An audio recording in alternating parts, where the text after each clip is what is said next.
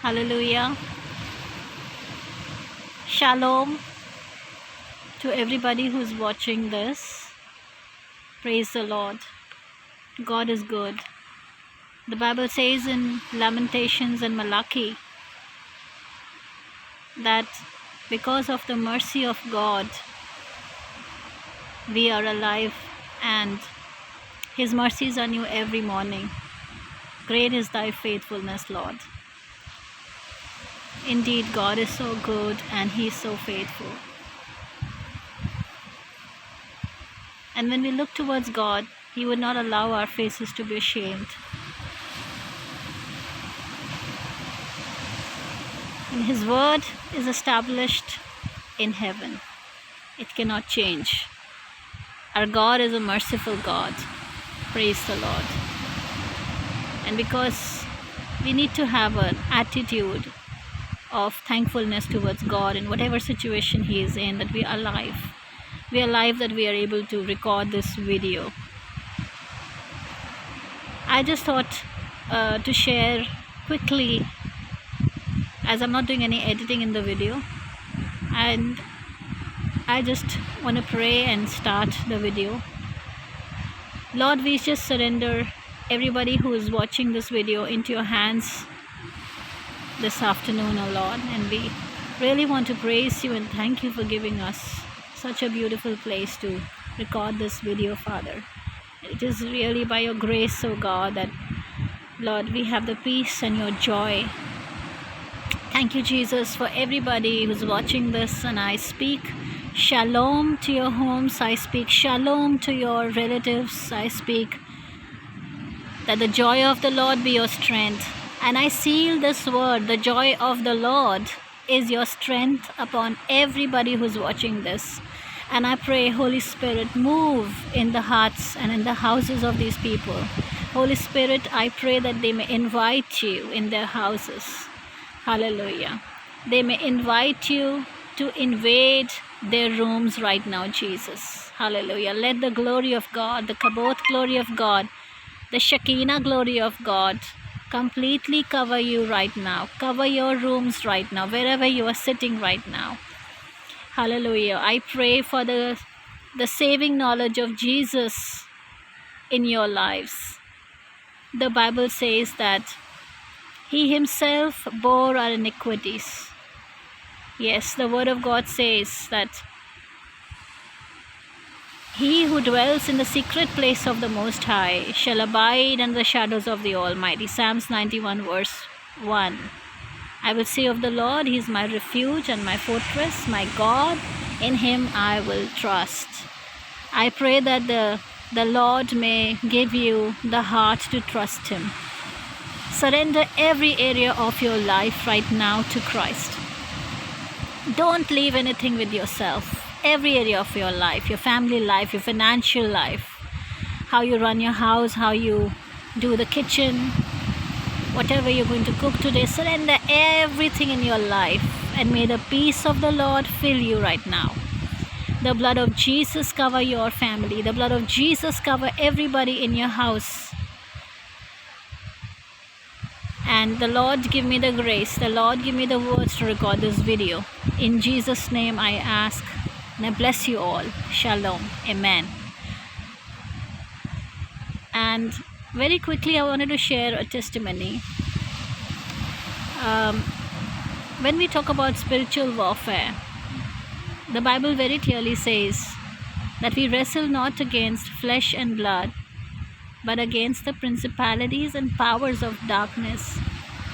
And these are like rulers in the high places. So how do we fight them?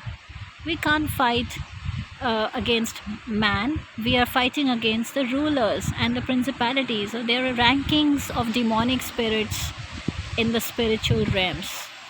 So when we are going to fight these ranking officers, the demonic forces that are under them, they are the ones actually they attack.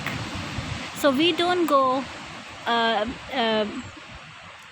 from bottom to top, but we go from top to bottom.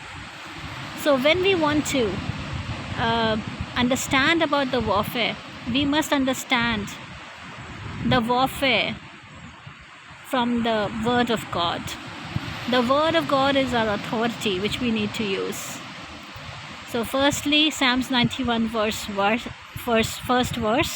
that says that we need to abide ourselves under the shadow of His wings. That means that, the Bible says that, the throne of God, where the Lord is, there are big angels that are actually covering His glory, so that the light of the Lord, the glory of God, should not, it is so filled with light. There is no shadow in darkness in heaven. There is no darkness in heaven. It's very glorious light, the light that we have not seen as before, and that light can actually fall on the angels, and that glory can actually make them fall down. So there are angels of God that are covering Him and covering His throne room.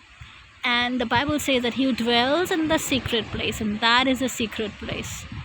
The Bible very clearly says that we are enthroned and seated with Christ when we pray. When we are watching ourselves pray, when we are observing ourselves to pray, we must understand that we need to sit in the presence of God in that secret place. And as we sit in that secret place, that is a shadow. The shadow of the angels, the angels which are covering the Lord's glory. It's actually not a shadow, but compared to the glorious light of the Lord, it is like a little shadow that falls on us, and we are taking refuge under Him, under those wings of those angels. So the Lord doesn't have wings, it's the angels who have wings. And we have witnessed angels with wings when we pray. So that is what the Bible says. So we need to first of all sit in the presence of God in His secret place. That means we pray and we hide ourselves under Him. And we pray that, Lord, you hide us under your cloud. And we ask the Holy Spirit to guide us to pray. Because He Himself, the Bible says, makes intercessions through us. So the third person of Trinity, the Holy Spirit, He will start to pray through you. And as you close your eyes and you pray, we need to ask the Lord to open our spiritual eyes. So when we see from the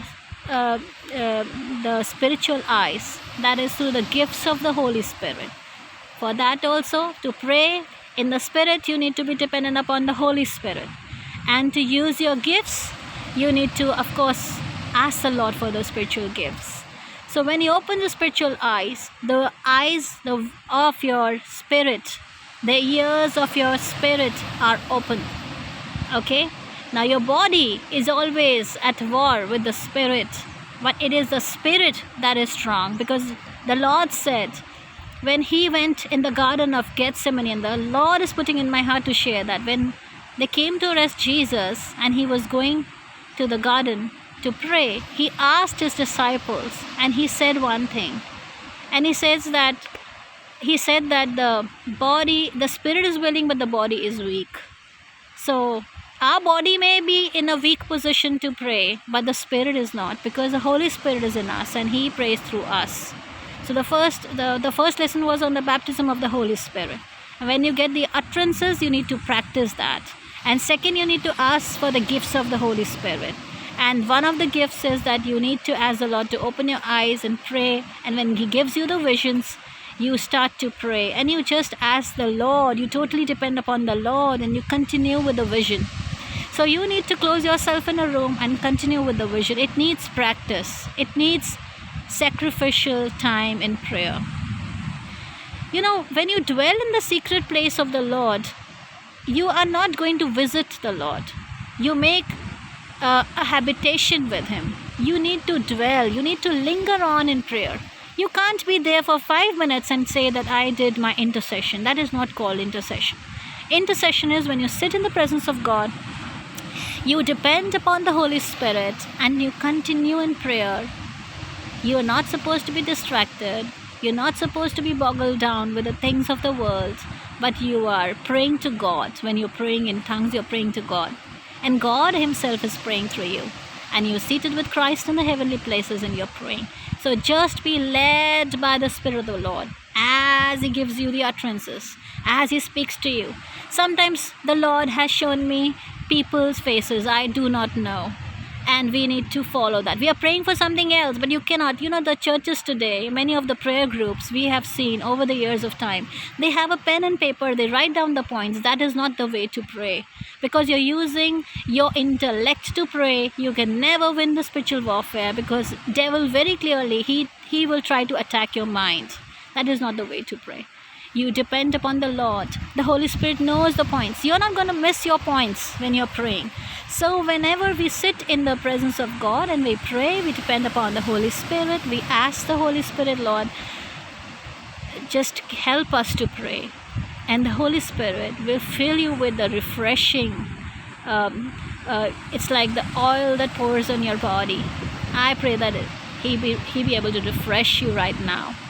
And as you pray, you dwell there, you linger on, and you say that, Lord, I'm available to you. The psalm says that I will rise up early. Early will I seek you.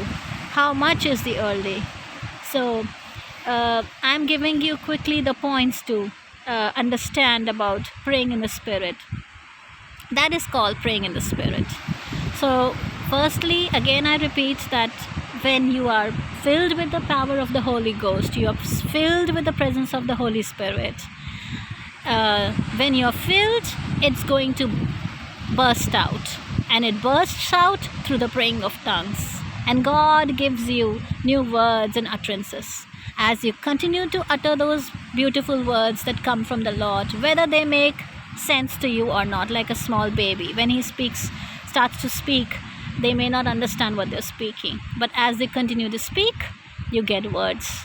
And when you ask, and the Holy Spirit desires to give you, you are also going to get very beautiful interpretation from the Holy Spirit. Sometimes we are prophesying in the Spirit. Sometimes we are praying for the loved one in the hospital we may not be knowing.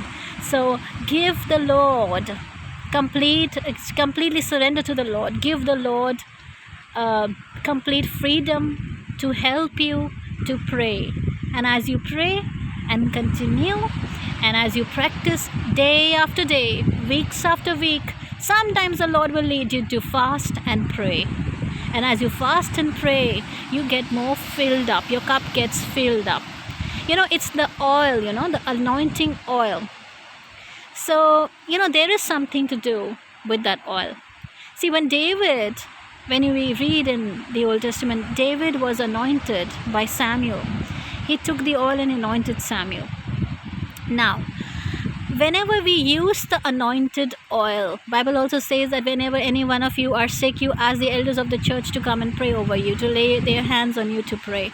So whenever you can use that word, but for healing you can use this. But whenever the oil of the Lord is poured upon us, it signifies the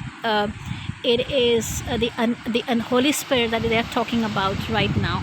It is the Holy Spirit they're talking about right now. So this oil that the Lord is giving us, as much as we want to use this oil, we can use this oil, but it doesn't get over. It only keeps getting more and more.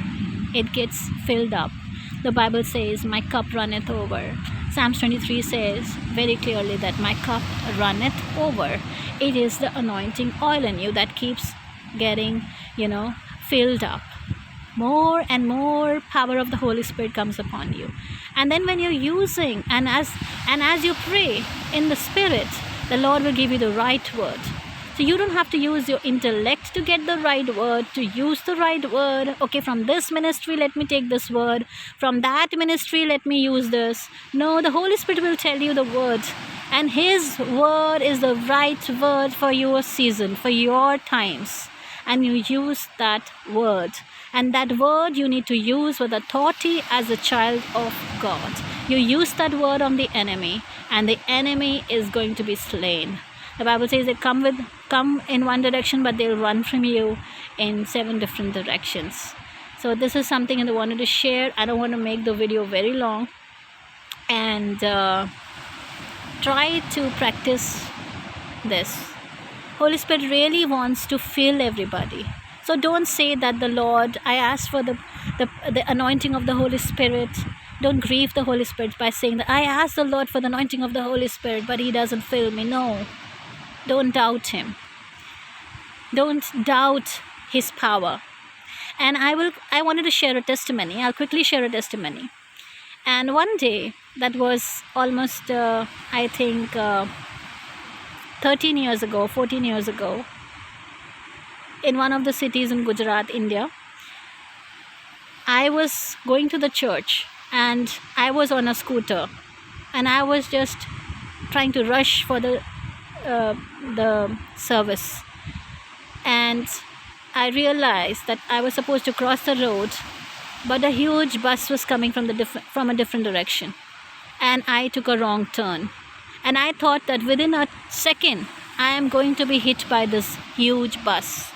And I started to pray, and I used to pray in tongues a lot. So I started to pray in tongues, and you would not believe that within that very moment, fraction of a second, I was able to cross the road. And I just happened to, I don't know how I just crossed the road.